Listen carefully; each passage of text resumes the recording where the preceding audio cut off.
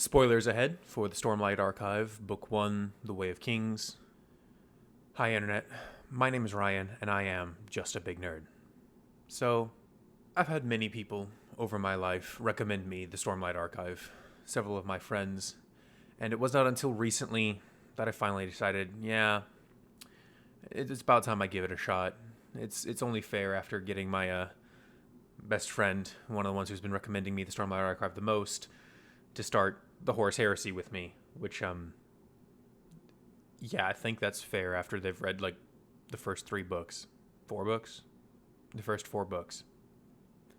So I went and I read it, and everybody I've ever seen talk about this book talks about it as it's the book about Kaladin. This is Kaladin's book. It's the book about a young man called Kaladin. Even Brandon Sanderson himself says that the core story is a book about Kaladin. I'll post a clip.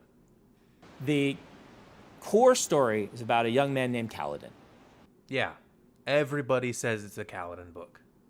But I didn't get that feeling. It does not feel like a book about Kaladin to me. And I think the best way for me to explain why is to talk about another thing that has this same problem, where it has a very prominent character who we learn a lot about, but ultimately has next to no character growth. That story is Pirates of the Caribbean, Curse of the Black Pearl. Jack Sparrow. Captain. There should be a captain in there somewhere. I'm sorry. Captain Jack Sparrow is this big, larger-than-life character who is at the center and front of the entire story of this. He was the captain of the Black Pearl before getting mutinied off. He's stranded on the island and gets away. We learn all this backstory for him, everything we learn about Captain Jack. But it's not really a movie about him. The Curse of the Black Pearl is really a movie about Elizabeth Swann and William Turner. It's really their story, and Jack's just kind of there, a facet of the world, a large piece of it, sure, but to put it best, he's part of the world. Kaladin felt a lot like that to me. He's important, absolutely. He's the one that we see the most through the story from. We get more chapters and sentences and everything from his POV than any other character in the book. Yes. And for a long time reading the book, I didn't even really like Shallan that much either. She was basically just Shallan and Yesna, a honestly much more interesting character, off in the corner doing exposition things where they researched things that we needed to know for the world, and it was the exposition ladies. He'd go through back and forth between Kaladin having a no good, very bad day, and the exposition lady is off in the corner, and, in my opinion, the real primary character of the book, Dalinar. Dalinar's arc in The Way of Kings is a very important one. Especially, I feel, with how everything is today. He starts life, like many of us are currently living, on autopilot. He's going through the motions day in, day out. He has things he wants to do, but he's not really sure how to go about them, and he just kind of keeps living on as he has been for a while now. For the past 5 years now of this war, he's been there. He's guarding the king, his nephew Elhokar. He's going through the motions. Every now and then he'll go on a plateau run. He's trying to be this great example, but he's not really doing anything. He's almost a passive actor in his own life.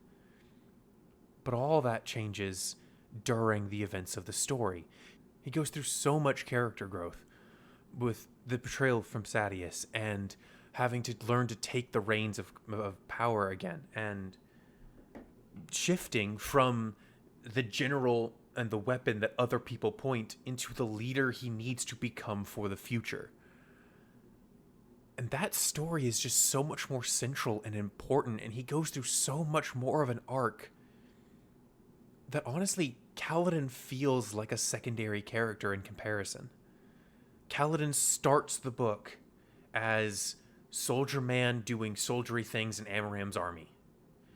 We learn that he's gone through some ups and downs. He gets sold into slavery. He goes through all these trials and tribulations, but he ends the book as Soldier Man doing soldier things in Dalinar's army, but now with magic powers. And that feels almost identical to Jack's arc in Curse of the Black Pearl of pirate doing pirate things and then ending with pirate doing pirate things as Captain of the Black Pearl. It's the same character plus one notable thing. And that's it. There's no meaningful growth in my eyes. The Way of Kings is clearly setting up something bigger. There's a lot going on here. And once I start going through and reading all the rest of them, I'll probably revise this and figure it out, because I've been told apparently book 3 is really a Dalinar-centric book that we learn a lot about him in, and book 2 has a lot about Shallan.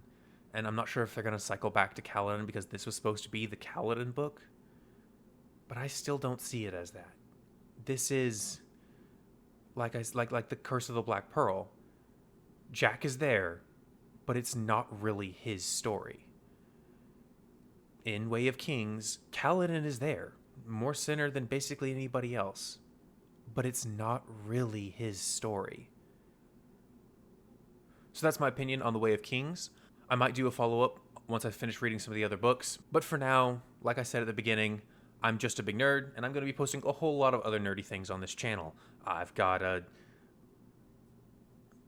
custom homebrew Space Marine chapter I could explain. I've got a custom D&D setting I could explain. I've got other books that I've read that are kind of interesting. I've got a billion other nerdy things, opinions on everything from video games to other novels to childhood TV shows like Batman Beyond. If you're also a nerd, subscribe. This channel is going to be full of nerdy things.